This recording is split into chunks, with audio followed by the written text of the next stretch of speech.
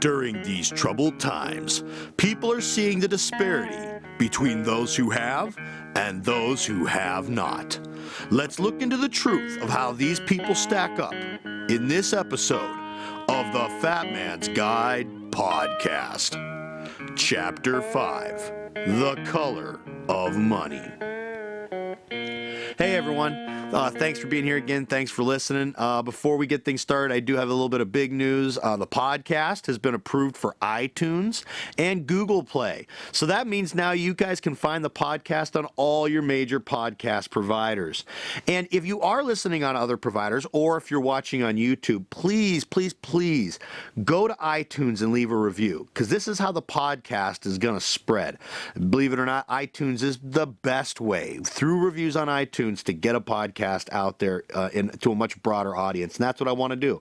And also remember that you can find me on Facebook and Instagram. The links will be down below, so that you guys can be able to send me messages, get notifications, or anything else that we have going on.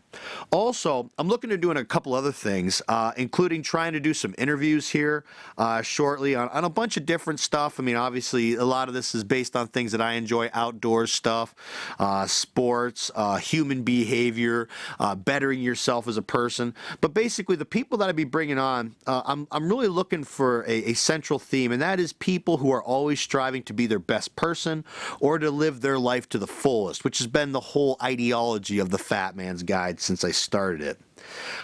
So with that being said, guys, I'm going to get right into today's chapter, The Color of Money.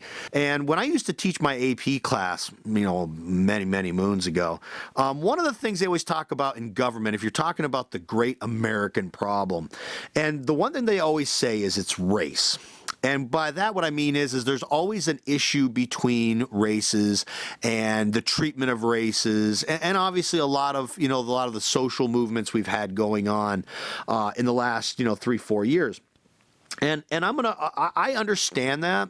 But I want to argue that it might be a little bit incorrect from this standpoint, that I really do believe that whether you're white, black, yellow, red, brown, whatever series of ethnocentric colors that we want to assign to people, I'm going to argue that the most important color is green. All right. And what I mean by that is, if you look at history and you look at our world, let alone just our country, the color green is so much more important than what you're able to do. All right. And just thinking of some of these examples before I really get into talking about America today, the pay to play that they had for people wanting to go to school at these big colleges about a year ago.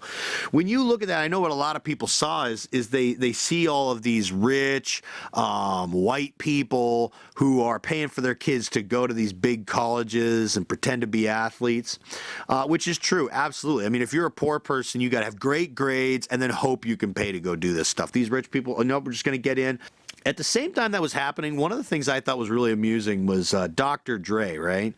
Dr. Dre, from the hood, made all that gangster rap music back during the 90s, which, by the way, I happen to love, so I'm not ripping the guy, right? I love the album The Chronic, but he ended up making a post when his daughter made it to USC last spring, right? And she was accepted, and he made a post saying she didn't even need to pretend to be in a water polo team. And then he took the post down because someone posted something really interesting, and that was, that's right, Dr. Dre, not that you giving $50 million to help build a library on the USC campus probably had anything to do with it. See, the reality is Dr. Dre and his daughter probably totally warranted going there, all right?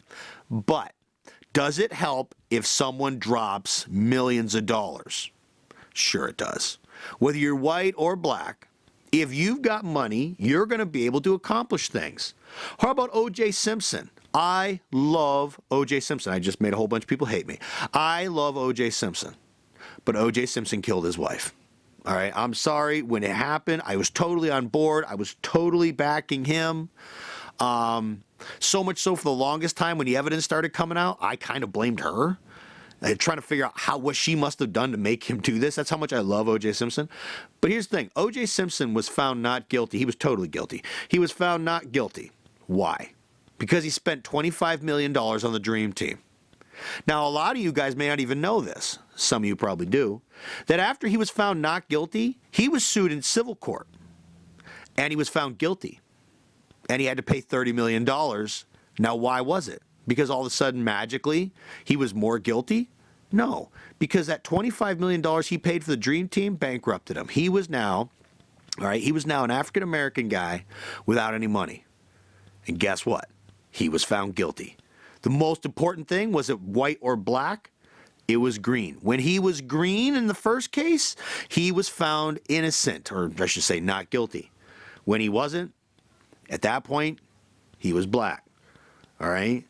Or COVID-19 right now. COVID-19, you have people, poor people dying all over the place, right? Matter of fact, statistically speaking, the highest number of individuals who are dying from this are people who are economically disadvantaged.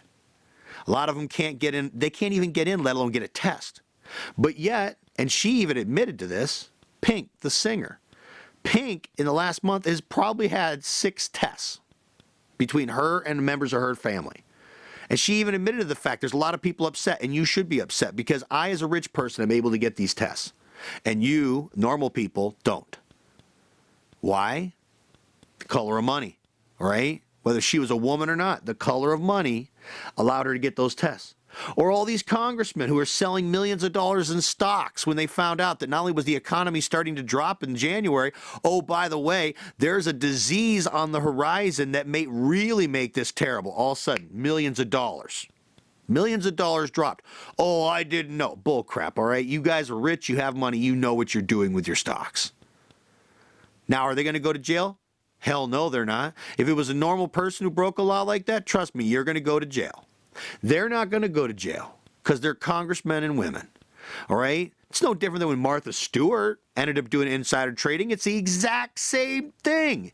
And remember when Martha Stewart went to jail? Oh, that's right. You don't remember because Martha Stewart didn't go to jail. She went on house arrest. Well, it must have been very, very difficult on her, Jim, to be able to be stuck in her home. You're absolutely right. It was probably terrible to be in that 10,000 square foot house on a 75-acre freaking estate. It was probably unbelievably difficult. Come on, man. Give me a break. Or, of course, the relief bill. This relief bill, this is the big thing I wanted to get into because someone was talking about, Jim, what do you see going on with this relief bill? First off, the relief bill is a pet project for every congressman and woman right now. If you better start paying attention to the riders, that's what we call them, the riders that these congressmen and women are putting on these bills. Because there is stuff that they're going to be doing that are pet projects for them, but they're going to do it. We got to help the people. We got to make it impossible for people to be able to get ammunition for their guns, and we got to be able to put this and that and everything else in there. We're not going to tell them about it. But you better start paying attention to this stuff. But I digress. Maybe a different episode. All right? But right now in 2020, all right, we're putting over $1 trillion back into people to helping them. But of $500 billion of that, almost half of it is going to the biggest companies in this country. And by the way, there's no oversight. All right? Except for Steve Mnuchin, who, by the way, is a Wall Street blue blood, who, just like in 2008, all right, when we put a guy who was a Wall Street blue blood in charge of making sure, we're going to make sure everyone gets the money and they do it right. So I'm going to tell you what, you want to know how that's going to turn out? You just got to look a little bit at history, all right? Because again, look at where the money goes and realize that a pittance of this money is going to the lower classes. You get a little bit to the middle classes. The upper middle class is going to get next to nothing, all right? And there's a massive chunk of money for people, all right? And by people, I mean companies. That's a big deal. And you know, this isn't the first time this has happened. See, because one of the best examples was 1987 and 2008, all right? And in 1987, the biggest companies, they got their money, all right? The small businesses, mom and pop businesses, a lot of you people who might be listening, you're not going to get jack squat, all right? 87, $105 billion was handed out to banks to pay back. Guess what? They never paid that back. All right, it ended up costing the U.S. taxpayers $130 billion. There was no oversight. And the thing is, It made banks and insurance companies realize that they were too big to fail, and that's our problem now. All these big companies and all these big banks and insurance companies, they realize that they will get taken care of by the federal government because they're too big to fail. The small farms, small businesses, they all collapsed. I had a family farm. This is about the same time that family farm collapsed. Why? Because they didn't get taken care of by the federal government. The big groups did, all right? And then in 2008, $700 billion was handed to banks. There was nearly $1 billion handed out for green technologies. By the way, have you guys seen any of those green technologies that happened as of 2008? No. We've seen a couple things, but we're still driving our gas-guzzling cars, and we're still doing all the same stuff we did before. And the thing is, guys, the big corporations were automatic. They got it. Small businesses had to prove that they were legitimate. They only had one man oversee it, all right? And we have no record of where 80% of that money went. It just disappeared into the air. There are no real new green technologies created. Thousands of small businesses went out of business. 40 million people lost their homes because of the 2008 economic collapse. And within 10 years, all of those banks and insurance companies were making record profits, the ones who got helped. We have no idea where that money went, but we know it went to those groups. And here's the thing. I was surprised by this. Derivatives. I don't know if you guys know what derivatives are, but guys, understand that when it comes down to big business, it's all interconnected. All right. And so all of these banks are connected to insurance companies which are now connected to medical companies that are connected to oil companies. And so what the banks will argue is the only way for them to be fluid, for their investments to be sound, is you have to take care of the things that they invested in.